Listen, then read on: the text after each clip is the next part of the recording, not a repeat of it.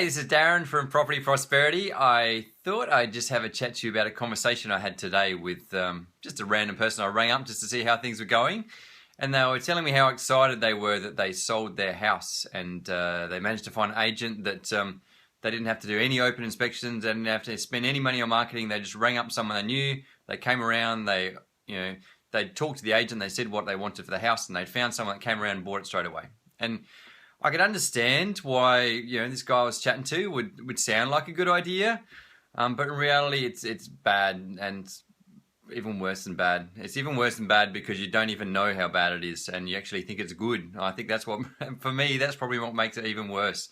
Is the fact if you have a bad experience with an agent, or they just do the wrong thing by you, and you end up a bit annoyed, and you can go out and tell all your friends that they're not doing the right thing by you, then that's fine. You just tell all your friends, and obviously they get a bad reputation, and then they'll be out of the industry. But when someone does something to you and you look at it as a good thing, and then you go and tell all your friends how awesome your real estate agent is, when in fact they're not acting in your best interests, then that really concerns me, I suppose. So let me first explain what when an agent sells a property without essentially putting it on the market. So they don't put up a sign, they don't have open inspections, they don't put it on the internet.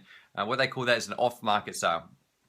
Off-market meaning they haven't actually put it on the market. So my concern for that is my logic of trying to sell a house. I want lots of people to want to buy the house. I've got thousands of people in my database. I can just ring up a random person and just say, hey, I've got a house. Do you want to come and buy it? Which in theory seems a really good idea.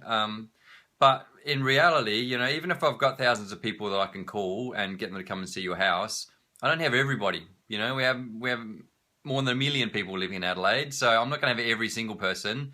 And so, even if I do have that perfect person, I want them competing against everybody else. So that's the whole logic of my thing, is I want the more people to come and look at your house, the better. So when you're taking a very small sample size of, 1 or 2 people, and you bring them to come around and look around at your house, and you've already told them what you want them to pay, and if they pay that, you're willing to accept that, then straight from the start, at the end of the day, you've got to understand what your house is worth is not what you think it's worth, and it's not what the agent thinks it's worth, it's what someone's willing to pay for it.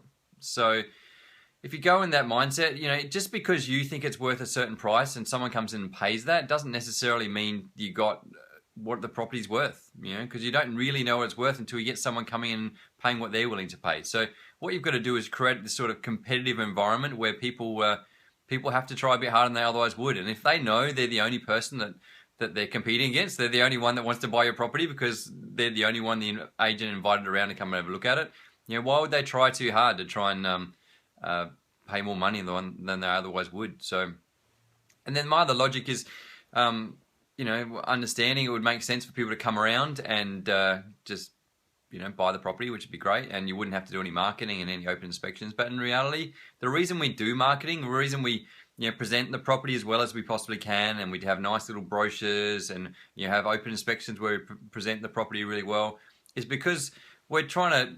Hey, Andrew Crosby, thanks for joining. I've seen you working for 12 hours straight, so good work. Thanks. So sorry, I got distracted. So so thanks for what was I talking about? Sorry about that. I was talking about open inspections and why we try to present the house crazy nice, because thanks for the like too. And because at the end of the day, it's just like going out on a date. You can rock up with your trackies and in messy hair and not look too good, or you can do yourself up and look a bit prettier, and you've got more chance of a second date at the end of the day. So it's exactly the same with trying to sell your house, basically. You try and present it as well as you possibly can. You try and point out all the really good things, and you don't necessarily try and hide the bad things, but obviously, there's no reason to try and point out the bad, just purely bring people along when the house hasn't been presented as well as they possibly can. And so you're going to have that situation when, if you're not preparing for an open inspection, just have a random person rock up your house, it's less likely to look as best as it possibly can. So I understand it's a hassle to try and, present your house really well. And I understand it's a hassle to, fork out some money on marketing and do photos and brochures and all that sort of stuff.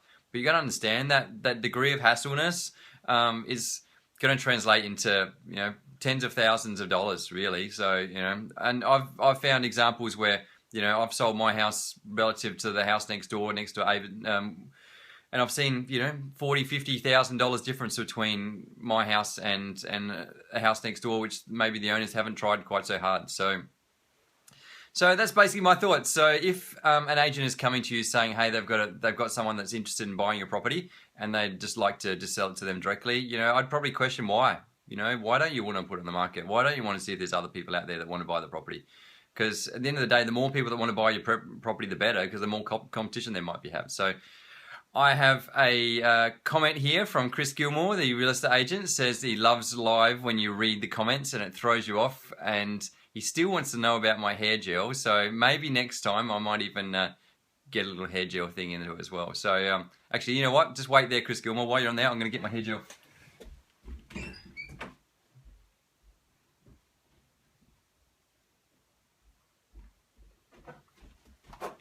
Okay, are you still there, Chris Gilmore? I have brought my hair gel along, if you're interested. Anywho, so that's pretty much it. So I hope everyone understands that. So basically, at the end of the day, if an agent comes to you saying they've got a mate that wants to buy your house from the pub down the road, then it's not such a good thing. At the end of the day, you really want to put it on the market. Oh, here we go.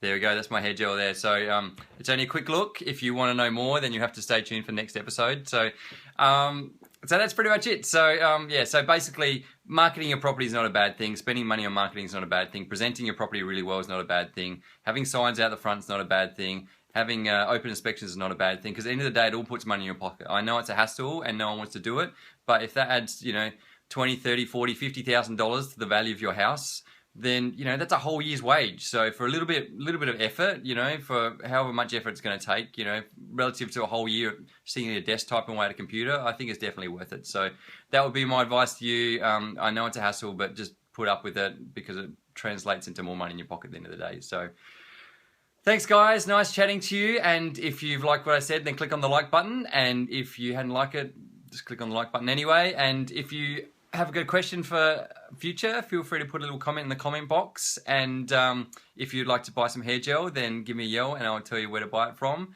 And if you think this all makes sense and you think your friend might find this useful, then click on the share button and send it off to them too. So thanks, guys, and I'll see you next time. Bye.